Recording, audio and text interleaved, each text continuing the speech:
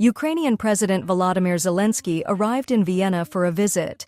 There, he met with Federal President Alexander Van der Bellen and will also hold talks with Chancellor Christian Stocker. Austrian media reports this. The official details of the Ukrainian leader's visit have not been announced. It is noted that the police even blocked off Heldenplatz Square, where the residence of the President of Austria is located.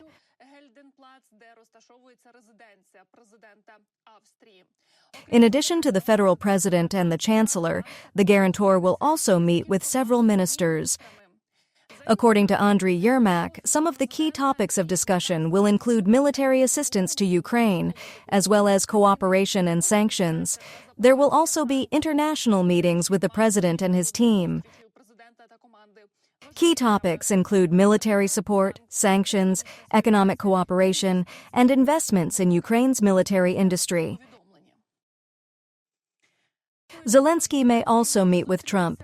They seem to have planned this meeting. This was reported by Axios, citing a White House official. Negotiations will occur in Canada during the G7 summit. According to media reports, Trump will hold 3 full-fledged bilateral meetings. In addition to Zelensky, there will be negotiations with Canadian Prime Minister Mark Carney, as well as with Mexican President Claudia Sheinbaum. The U.S. president may hold a few brief one-on-one meetings, though they will be less comprehensive than full bilateral discussions. So far, neither Ukraine nor the U.S. have publicly commented on this. Let me remind you that the last personal meeting between Zelensky and Trump took place during the funeral of Pope Francis in the Vatican in April 2025. As we know, on June 15th, Donald Trump arrived at the G7 summit in Canada. The leaders' meeting will last until June 17th. This is the first such gathering under the new presidential term of Donald Trump, who, I remind you, managed to declare trade wars with nearly all of his partners, and even urged the host country of this year's summit, Canada, to become the 51st U.S. state. This is the first meeting in this format for the leaders of Germany, the UK, Canada, and Japan. Discussions will focus on the economy, climate, specifically forest fires, and, of course, wars. Israel's military operation against Iran has become the #1 topic. While Western leaders are calling for de-escalation, world oil prices have gone up, which, as we know, helps Russia to wage an aggressive war against Ukraine. So, among the summit topics will also be the reduction of the price cap on Russian oil. The European Union and the United Kingdom support limiting the Kremlin's revenues from oil dollars, while the United States opposes it. Before Canada, Trump said a deal between Iran and Israel is possible. He denied that the United States participated in the Israeli offensive. He warned Tehran not to extend its retaliatory strikes to American targets. I hope there will be a deal. I think it's time for a deal. And we will see what happens, but sometimes they have to fight. There is a high probability of a deal. Earlier, Bloomberg reported, citing sources, that G7 representatives would not try to reach a joint communiqué at the summit in Canada due to the U.S. position on Russia's war against Ukraine. Bloomberg clarifies that Canadian Prime Minister Mark Carney wants to avoid a repeat of the 2018 situation when Canada last hosted the G7 summit, and President Trump withdrew his support for the joint communiqué just hours after it was signed. This happened due to statements made by then Prime Minister Justin Trudeau, which accordingly irritated the U.S. president. More pressure needs to be put on Russia. This was stated by the President of the European Commission, Ursula von der Leyen, during a press conference on the eve of the G7 summit, which is starting in Kananaskis. According to her, this is necessary to ensure a ceasefire in Ukraine. Von der Leyen urged the G7 countries to join the European Union's new sanctions package against the Russian Federation. We need to put more pressure on Russia to ensure a real ceasefire, bring it to the negotiating table, and end this war. Sanctions are crucial to achieving this goal. Last week, we proposed the 18th sanctions package. I call on all G7 partners to join us in this effort. Russia plans attacks on Ukraine's energy infrastructure, with information shared with the IAEA and Trump's special envoy, Steve Witkoff. This was announced by Volodymyr Zelensky. According to him, the terrorist country has broken all the promises it made to the United States. In particular, the occupiers carried out a combined attack on energy facilities in Kremenchuk. There is damage to the energy infrastructure, and this is Russia's spit in the face of everything the international community is trying to do to stop this war.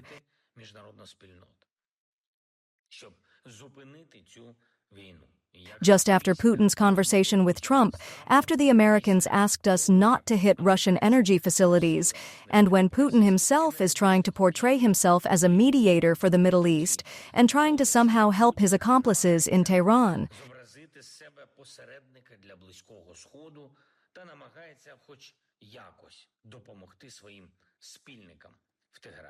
It's also cynical. Every night there are Russian strikes. Every day we lose lives of our people.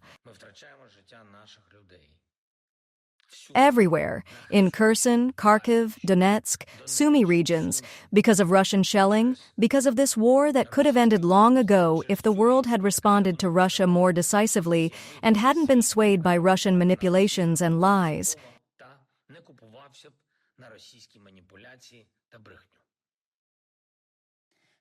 The Russian Federation continues to circumvent sanctions with the help of a shadow fleet. Russia is illegally transshipping oil in international waters near Greece, using vessels without insurance and oversight to circumvent sanctions. The aggressor hides the origin of raw materials, funds the war against Ukraine, and exposes Europe to an environmental disaster, according to Ukraine's main Directorate of Intelligence. Since July 2024, the Aframax-type tanker with IMO number 9247443 has been operating as a floating hub for the illegal transshipment of Russian oil. The vessel operates without Western insurance, clearly violating the norms.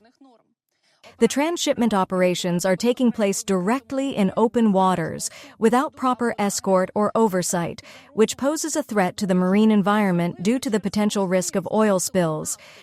These actions legitimize the oil's origin and ensure its delivery to third countries, often via formally neutral jurisdictions. The shadow fleet also performs reconnaissance functions. There have been cases where such vessels have monitored submarine cables, energy, and naval infrastructure in the Baltic region.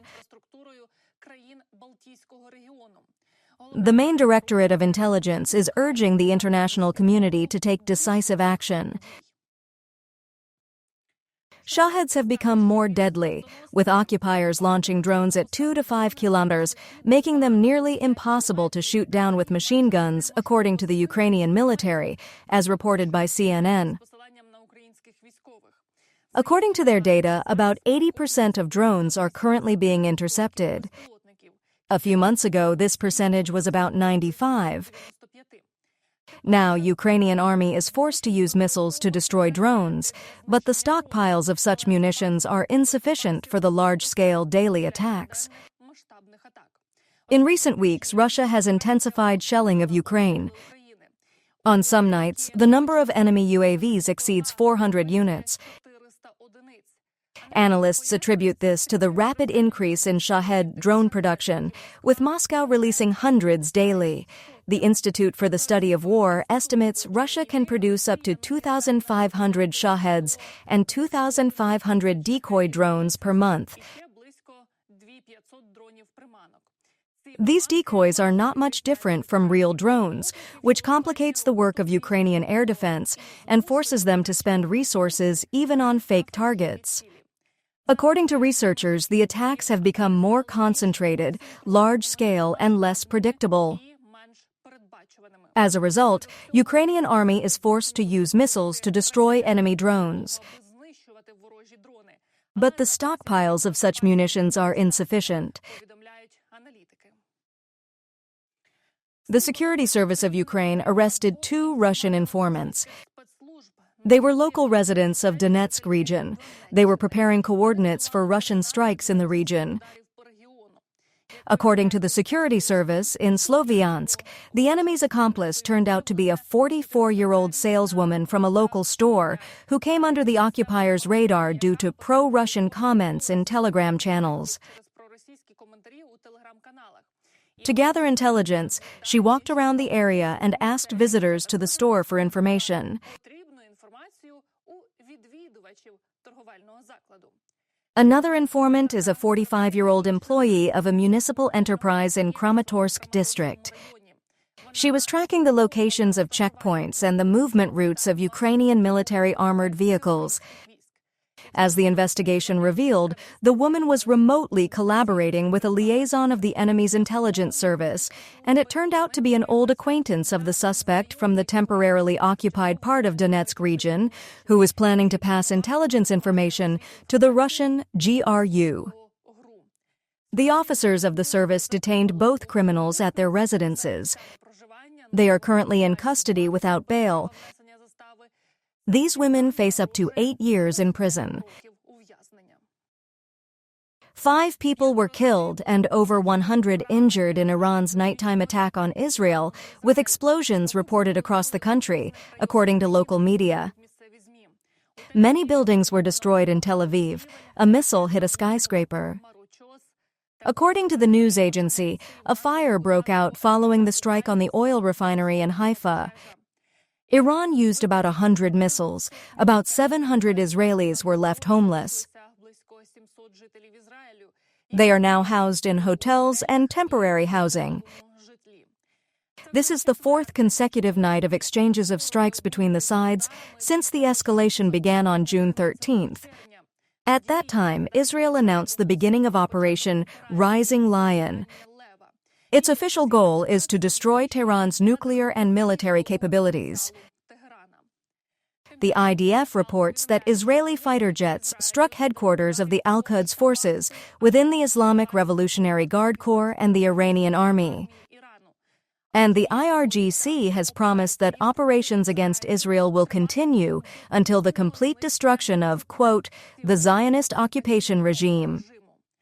At the same time, Iran's President Pezeshkian stated that Tehran does not seek to possess nuclear weapons, but has the right to peaceful nuclear energy, and no one can take this right away from the Iranian people.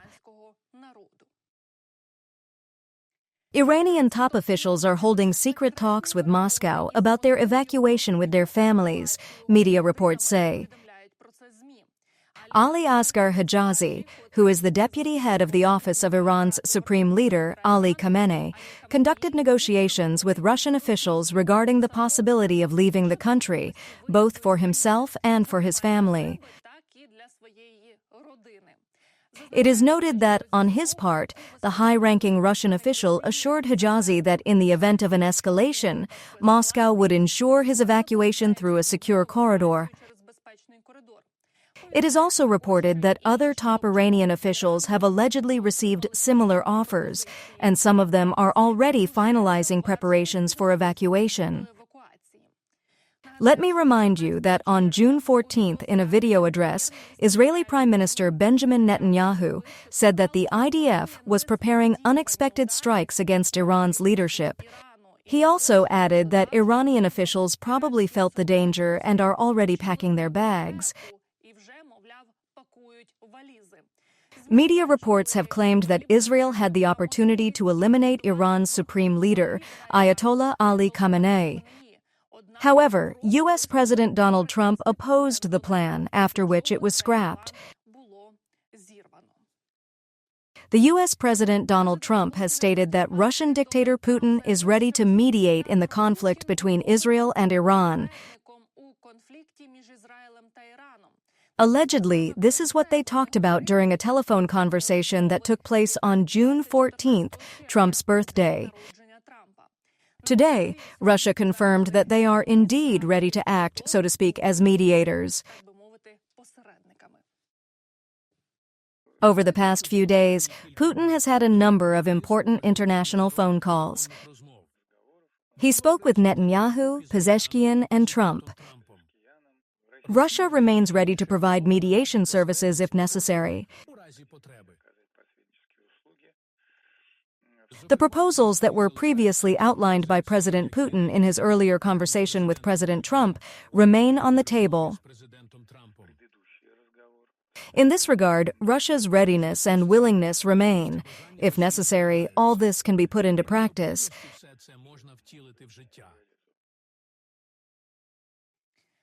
I don't believe Russia, involved in a high-intensity conflict and ignoring the UN Charter for years, can be a mediator. French President Emmanuel Macron reacts to Trump's idea to make Putin a mediator.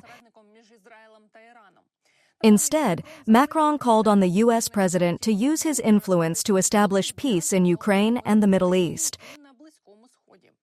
During his trip to Greenland, Macron said that the United States plays a key role in resolving two major conflicts. Specifically, by supporting tougher sanctions on Russia and pressuring Israel. I quote, "In my opinion, the question is whether President Trump is ready to impose much harsher sanctions on Russia if Moscow fails to comply with the ceasefire proposed by the United States," said Macron during a press conference with Danish Prime Minister Mette Frederiksen and Greenland's Prime Minister Jens Frederik Nielsen. In addition, the French president suggested that Donald Trump could still play a key role in de-escalating a sudden conflict between Israel and Iran.